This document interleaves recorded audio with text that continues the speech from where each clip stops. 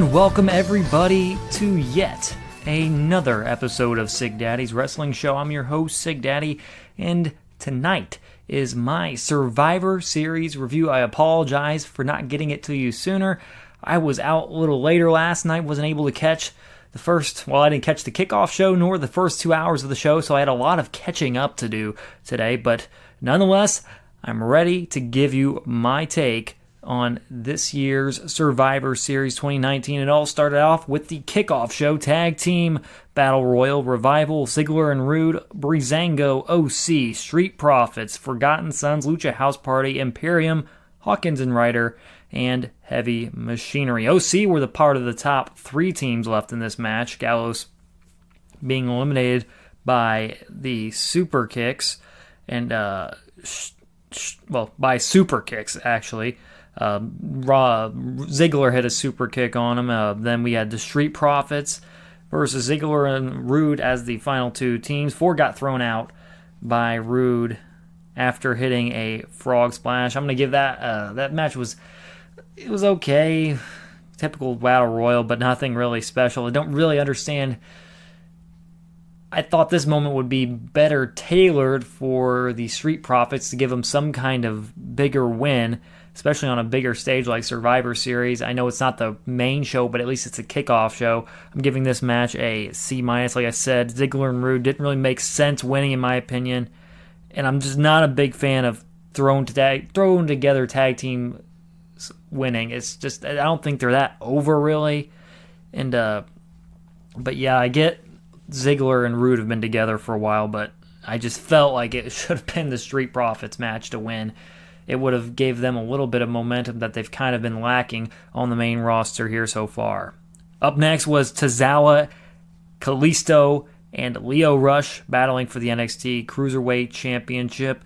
Lio Rush in that match. There was a couple cool moves in that match. Double arm drag backflip by Rush from the top rope. There was also a nice finish where Tozawa hit a big senton. Kalisto hits a Salida del Sol, and then Rush hits his final hour frog splash to get the win for NXT. I thought this was a really fun sprint. I'm going to give it a B. I thought they did pretty dang good with the time they were given. It was fast and furious, and I just thought it was a pretty good match for having absolutely zero build to it. Then after that was the final match of the pre-show kickoff. It was the 3-way tag team match between New Day, Viking Raiders, Undisputed Era, and O'Reilly and Fish of Undisputed Era. But there was a crazy spot where Eric got scoop slams Ivar outside on both teams. Viking Raiders won with the Viking experience after O'Reilly. It was either O'Reilly or Fish got caught on the Viking experience, but one of them got plowed on top of the other one, and that ended up being the finish. But I thought this was a fun match, good showing by all 3 teams. It gave an opportunity for all 3 teams to be showcased in this match, and it really shows what the Viking Raiders can do when you give them time and actual people to work with other than having squash matches. All 3 teams got to shine here. Thought it was pretty good, and it just seems weird that Kofi Kingston's on the pre-show, but I guess he went from WWE champion to pre-show. It's kind of interesting, but still, they put on a really good match, one of the better matches of the night. B+ on that one. And then we move to the main show. Team SmackDown versus Team Raw versus Team NXT in a traditional Survivor Series elimination match. But I thought this was a decent match all around. It wasn't like great. The main story here was Ray and Shirai going out after taking some big moves. I think one of them was Ray got kicked in the head, if I can remember that right, and Shirai took a big spear from Charlotte. Both of them exited. It almost seemed very similar to what happened the night before at NXT TakeOver WarGames, where it was just Ripley and Ray facing off against the other team. But it was Ripley, Bianca Belair, and also Toni Storm in that match. But I thought this was an okay match. I'm going to give it a B-. The finish I just did not like, where it seems like NXT was supposed to be playing heels when they're totally not with the crowd. It was just kind of weird how they were using dirty tactics and such when Ripley's a face right now. I don't know, but I thought Ripley and Banks really had a good mini match at the end. The Natty elimination I honestly thought was pretty dumb, where Banks just literally punches her in the face and pins her, or throat or whatever. I didn't think that was very... I'd rather see a big move being in the finish instead of just a punch. A punch. But yeah, nice to see NXT win. I just wish it wasn't via shenanigans, because Shirai and Ray kind of distracted Banks later in the match, and then that allowed Ripley to hit Riptide to get the win, and they were never eliminated. But I just thought WWE got it wrong with them playing the heels in that situation, and I'm gonna give it a B-. Now up next was Roderick Strong versus Shinsuke Nakamura versus AJ Styles. So Roderick Strong coming in as the NXT North American Champion, Nakamura coming in as the Intercontinental Champion, and then AJ Styles as the U.S. Champion from Monday Night Raw. I thought this was an alright match. I thought it was a good match. It was a good match, don't get me wrong. I just thought they were capable. I just thought they were capable of better. It was the best match on the show not exactly. The best match on the show up to that point was the triple threat tag team match. But I thought this really was fun down the stretch. I thought it was too formulaic at the beginning, where they just kept doing the typical triple threat thing where it's one guy's getting beaten down by another, two guys are fighting, and then the other guy's laying on the ground. They did that quite a bit early on in the match. I wish they'd sometimes break away from that kind of formula. But it was nice to see Strong get the win here after AJ Styles had a phenomenal forearm on Nakamura, threw him out of the ring, and just stole the win, giving that a B grade. And up next was the match with not a lot of build. It was Adam Cole versus Pete Dunne for the NXT Championship. Pete Dunne had a triple threat match the night before. He won against Killian Dane and Damian Priest. I thought that was a decent match at TakeOver. And then Adam Cole took that big, giant bump at the end of that WarGames match, and he had taped up ribs. Dunn had a taped up knee, and I thought this freaking match was awesome. Best match of the weekend, in my opinion. I loved how they played off the effects of both guys being injured the night before with Dunn's knee and then Cole's ribs. They kept addressing that in the match as the match was going on. Their bodies were weakening and stuff. I liked that bit of psychology there, and there was some crazy stuff here. Panama Sunrise on the ring apron by Cole. And there was one spot, I don't know how, it was beautifully timed. So Dunn I think Cole's in the corner and gets out of the as Dunn's running towards him. He gets out of the corner. Dunn runs up, does his backflip kind of thing. But Cole, as he's backflipping, Dunn, as he's backflipping, he gets super kicked by Adam Cole, and that was the end of the match. Not the end of the match, but dang near the end of the match. It took two last shots for Adam Cole to win, but man, what a freaking match. Best match of the weekend, in my opinion. Grade A.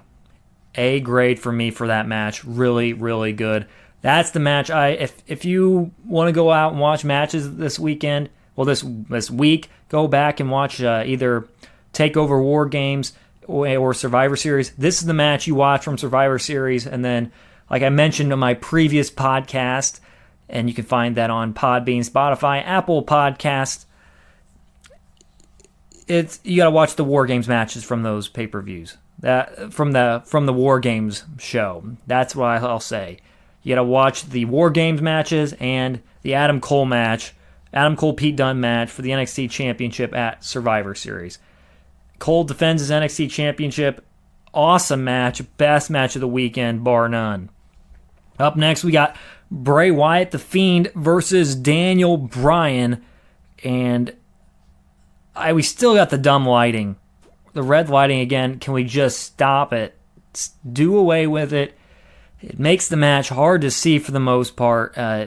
It's just a nitpicky thing for me, but I just can't do the red lighting.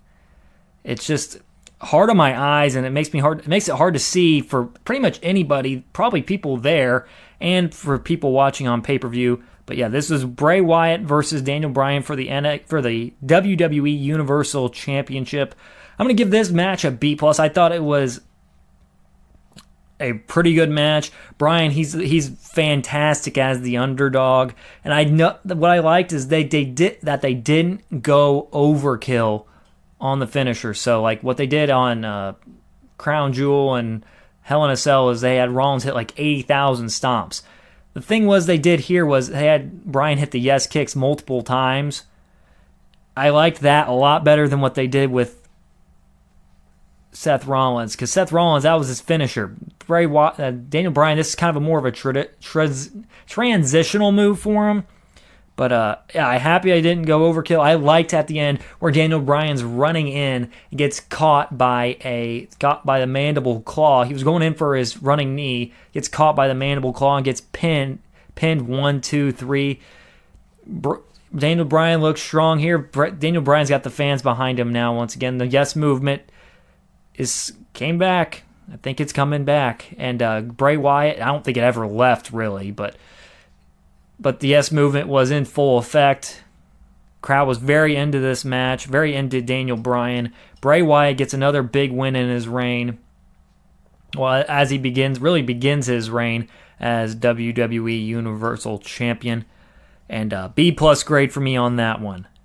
After that, we got Team SmackDown, Reigns, Corbin, Ali, Gable, and Strowman versus Team Raw, McIntyre, Rollins, Owens, Ricochet, and Orton versus Team NXT, Ciampa, Priest, Walter, Riddle, and Keith Lee. I thought this was a really good match, a really good tag team match. I'm going to give it a B+.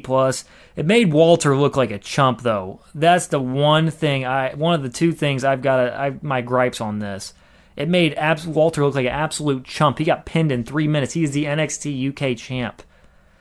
He got Claymore kicked and stuff. But then next, another thing I had to gripe about, unfortunately. I'm not saying this match was bad at all. It was really, really, really good. It gave Keith Lee it was a star-making performance for Keith Lee. It's just this other thing was, I don't get this. Corbin was lying outside of the ring for more than what seemed like an oblivion. He gets the pin on Riddle after Orton RKO'd him, after Orton got eliminated by Riddle. And Corbin just comes in there and gets the pin, and it wasn't counted out. But for some reason, then Strowman gets counted out after he ran into Lee. I guess 3 or 2 guys have to be outside of the ring for a count out to happen. But I don't know. But other than that, it was a really, really good match. Really fun. Crowd got into it in the end. They still hate Seth Rollins. And unfortunately, they still hate Seth Rollins. But it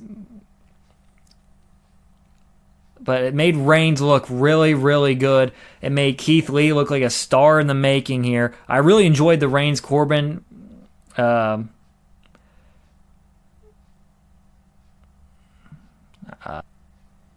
dissension. Yeah, the Corbin and Reigns dissension, as they were kind of just nitpicking each other after the match. And as the match was going on, it kept building up. And then at one point, then Reigns just spears Corbin and just goes in for himself. We saw a little bit of a Shield reunion with Rollins and Reigns. But yeah, Keith Lee at the end, he was the final one with Rollins and Reigns. Rollins and Reigns tried to team up on him.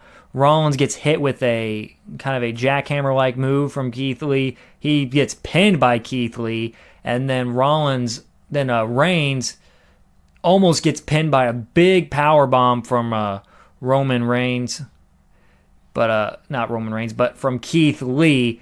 He got the pin. He got the very long 2 count. At one time, Roman Reigns hit a Superman punch, and they slapped the mat like literally at the same time as Keith Lee got his shoulder up. But Keith Lee, like I mentioned, he hit the power bomb. Roman Reigns just kicked out in the nick of time. And then Keith Lee went up for his moonsault, his beautiful moonsault from the second rope. He misses. Roman Reigns gets up, hits the spear, 1, 2, 3. But I really thought this was a star-making match for Keith Lee. Keith Lee looked like a beast all weekend. He was very, very good this whole Survivor Series weekend, from WarGames to Survivor Series. But I also got to say this: the big MVP of this whole weekend was Adam Cole. Adam Cole got put through the ringer on Wednesday. He had to face Dominik Dijakovic in a ladder match for the numbers advantage in WarGames. And then Saturday? Yes, it was the ladder match versus Dominik Dijakovic on Wednesday. Then on Saturday it was the WarGames match, and then on Sunday it was an NXT title defense against Pete Dunne. What a weekend for Adam Cole. Adam Cole is definitely the MVP of the weekend. But very good Survivor Series match between Team Raw, SmackDown, Raw, and NXT. And then following that was the WWE Championship match between Brock Lesnar and Rey Mysterio. But early on, in the early stage in this match, Brock really destroying Rey and stuff, and belly to belly on the announce table. Rey at one time got Germaned back first on his own pipe that he brought out. Dominic comes out, tries to make the save and such. And then they just double team on Brock, both hitting low blows, hitting him with weapon shots and stuff, hitting him with a double 619 frog splashes. And you think Rey's got hope for a second. And then Brock kicks out as both of them are covering him. And then Brock Germans Dominic. Rey gets caught as he's on the top, jumps off the top rope. And Rey gets F5 pin 1, 2, 3. And that ends it. I'm going to give that match a B-. It was fun. It made you believe for a second Brock was gonna get beat. You all knew Brock wasn't gonna lose this match, but it made you believe for a second. And this is the same place that Rey Mysterio actually won his first World Heavyweight Championship back in 2006 at WrestleMania 22. But I didn't mind this match. I thought it was all right for what it was. Rey playing the really good underdog, and then Brock Lesnar dominating at the end. Brock Lesnar just hitting a couple big moves at the end to get a win. But I also just didn't think this played off the stipulation as well as it could have. There was not as many weapon shots as you would expect in a no-holds-barred match. I just thought they could have played up to more of that, more up to the stipulation. B- grade for me. And then coming into the final match of the night was Bayley versus Baszler versus Lynch. Bayley, the SmackDown Women's Champion. Shayna Baszler, the NXT Women's Champion. And Becky Lynch, the Raw Women's Champion. The score at this point was NXT 3, Raw 1, and SmackDown 2. I thought this match was nothing bad. I'm giving that match a B-. The Baszler Lynch Bayley match. I thought this was the right winner with Baszler winning, choking out Bayley. Keeps Becky strong. It doesn't have Becky eat a submission, which actually that would have been interesting to see, as Baszler and Ronda Rousey are buddies, part of the 4 horsewomen of MMA. I thought that would have been pretty interesting to do there, but I'm giving that a B-. As soon as like I said, Baszler looked freaking awesome in this. Looks like a freaking beast. Just looked like a beast in this match. I like the finish where Bayley goes up for the elbow, gets caught in the Karafuda clutch, and gets choked out. I thought this was a little interesting because it seemed very similar to what Jon Moxley did earlier in the week at AEW Dynamite back in Indianapolis on Wednesday, where Darby Allin goes for his coffin drop and then Moxley catches him in the choke. But this time Baszler actually finishes the choke and gets the tap out. And then post-match, Baszler posed over Lynch, and then Lynch, like on the announce table, Lynch tripped her, threw her to the German announce table, hits a leg drop through it, and Lynch stands tall to close the show. I just didn't agree with Becky Lynch getting her heat back at that point. Why don't you just let Baszler get the win and kind of walk away from it? Are they trying to tell a story later on or something?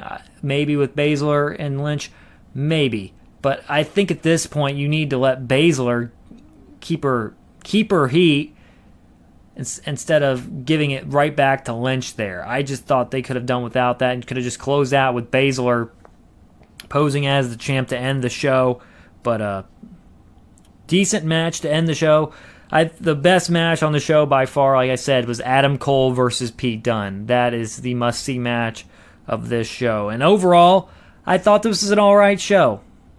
B grade for me. Nothing absolutely horrible. The Battle Royal was close to that level. Everything on this show was pretty dang good. The one thing that was great was the Adam Cole-Pete Dunne match. And that's going to do it for me for this Survivor Series review. Make sure to tune in. Actually, a special day this week. On Friday night, I will have my week in review up this week. I'll do a different show this Friday. Instead of Monday Night Raw on Monday, I will cover Friday Night SmackDown this week. And this week only, I have my schedule works out this week where I can actually watch Friday Night SmackDown. So I'll have the weekend review up for you Friday night, Black Friday night, actually. Hope all of you have a wonderful Thanksgiving. But yes, it'll be AEW Dynamite, NWA Power, and SmackDown that I will be covering this week in a special edition of the Week in Review. Before I go, make sure to follow me on the socials, Facebook, Twitter, at SigDaddyWrestle. And if you haven't already, make sure to subscribe to my podcast on YouTube, Spotify, Podbean, and also on Apple Podcast. But until next time, this is Sig Daddy signing off. Thanking you all for listening, and so long, everybody.